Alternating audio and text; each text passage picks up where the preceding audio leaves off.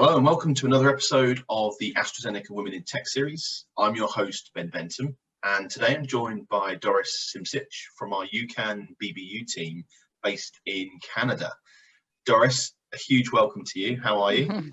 I'm great, thanks. How are you, Ben? Excellent. I'm brilliant, thank you. And I'm great. It's great to have you join us today. And it's especially because you are the first woman we've had on the series from Canada. So thanks for coming on. Yeah, thanks for having me. Good.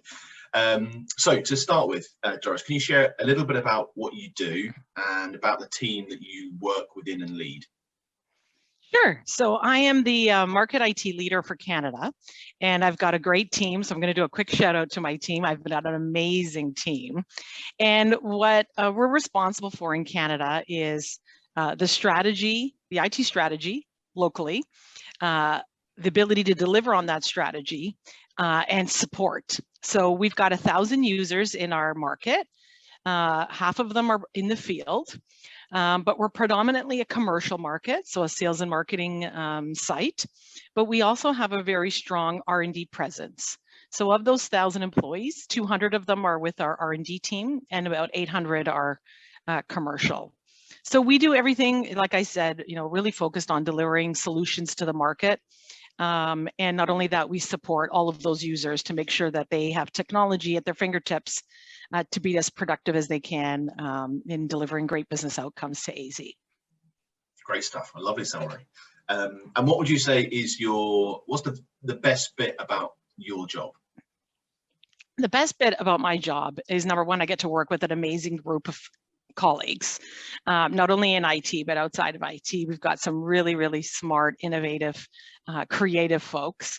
But the second thing that actually I'm most passionate about and why I joined AZ almost 5 years ago is I just love how we're really connected to delivering great things for patients.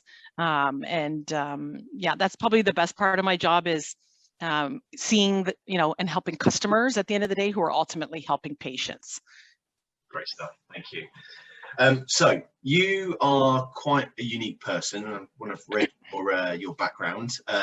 So you've traveled to 48 different countries, which is just mind-boggling. You've jumped out of a plane, you've got a degree, got an executive MBA, Six Sigma Black Belt, not to mention you're a mum to 2 children. What do you put down to all the achievements you've had in your career so far? And I guess how did you find the time to fit all this in? Well, thanks for bringing up. I forgot about the plane jumping. So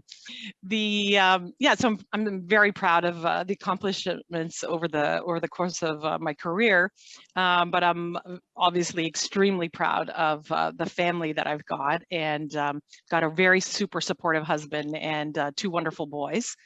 In terms of my career achievements, really, I think when I think back about my career, I think one of the biggest factors was really just taking risks and leaps of faith, kind of like how I jumped out of that plane in, I think it was Australia. It was Australia on a vacation at some point.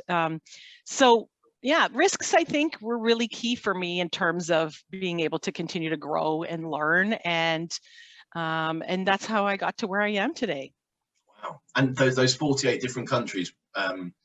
Was it mainly vacation, or was it a lot of it work? So it was a bit of a mix. I actually have a personal passion for traveling, and prior to having a family, if I was on a business trip, I would typically extend it on a weekend to really get an opportunity to travel and get to know, a different part of the world. And in some cases, it was just, curiosity and interest in learning about different cultures. So that's one of the things I do love, and I think is really unique about my leadership style is I'm really able to connect with all kinds of different cultures and really appreciate diversity. And I find I bring that, into and have brought that into my professional career to really get great business outcomes by leveraging great teams and people with different skills and experiences. So yeah, I miss the traveling. I'm not traveling as much now with small kids and of course lockdown, but I can't wait to get back on a plane again and show my kids the world. I bet, yeah. I mean, it's incredible. And I think I've never met someone that's traveled to that many countries, so it's an honor, and I'm very jealous because equally traveling I think is great. Right, I'm going to take you back now. So when you were growing up as a young child, what kind of aspirations did you have to be? Was there a certain thing? Was technology something you had in your mind, or aspirations? What was it? Actually, it wasn't. But one of the things, so I grew up in a family of teachers. My mom's a retired teacher. I have a cousin and an aunt who are teachers. And so I actually aspired to become a math teacher. I loved math, and I started in university my first year with the plan of becoming a teacher. And I always liked helping people. That was one of the core things that came from that. And one of my very first what we call in Canada co-op job, which is almost like an intern. So I had a program where I went to school for 4 months and university, and then you worked for 4 months. And my first role was working for a company called General Electric. And I was really inspired by a woman who was leading the IT team there. And my role was actually rolling out laptops to the field. And that's really got me interested and excited about technology. And I was taking it in university, but I really got inspired by that very first co-op role and my very first female boss. It was a really, really key turning point for me. Excellent. And I really like the fact that you were, there was a role model there for you in a very kind of senior position. And I think that's so crucial that other women are seeing, women senior figures, because obviously we do tend to look up to those people and think, actually, I can get there. That's right. Someone else that I can see. And that's exactly what happened. Is after that first co-op term, I went back to university and I changed the program I was in. I went off the teaching route and decided to switch into computer science and business with a mathematics degree. And my goal, at 18 was to become my boss. That was the goal. So I think setting goals was really key for me at that early age, but you're absolutely right. Having that role model was instrumental. And that's something that I believe, I work really hard at doing today for other women in technology, because I think it's really important, as you said, to have a role model and someone to aspire up to. Fantastic.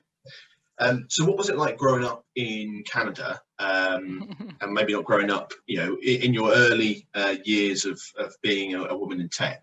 What was it like? Was it similar to, I guess, the stereotypical, especially in the UK, of being very male dominated? What was it like for you? Yes, absolutely. So I would say I stood out in my mathematics and computer science classes. I was blonde then, so I stood out as one of the very few females. So I experienced early on what it was like to be unique and not part of the group. And so I had early insight into what that was going to be like, and I started to just recognize just to be myself and just to be confident in my abilities. And that carried through in my work experience. Having said that, my first few years at General Electric, I was actually surrounded by other women in technology, which I believe was really key for me, because I still keep in touch with those women. And they were very, very supportive of other women and helping other women grow in technology. So the good news is there were, and there are still, really great opportunities for women in technology, absolutely, in Canada. And the university that I went to is known globally, actually, for growing and developing very strong technical expertise. And Google and Microsoft, they come and recruit, at my university. So I was very familiar with people leaving actually Canada to continue to grow and learn. And I actually did that at a point in my career where I left Canada and went to the US to continue to grow and learn and gain different experiences. But I think finding that early sponsorship and support of women was really key for me in navigating, the non-typical world. Brilliant, thank you. Now, the next question was going to ask you about what do you enjoy most about being a leader, but I think you've kind of mentioned that earlier on, managing a great team. what I want to ask instead actually is, when did you know that you had the qualities of being a leader? Like, is that something that was just innate in you, or were there things that you learned along the way and you kind of took from certain people that you kind of were managed by? That's a great question. I think early on in my career,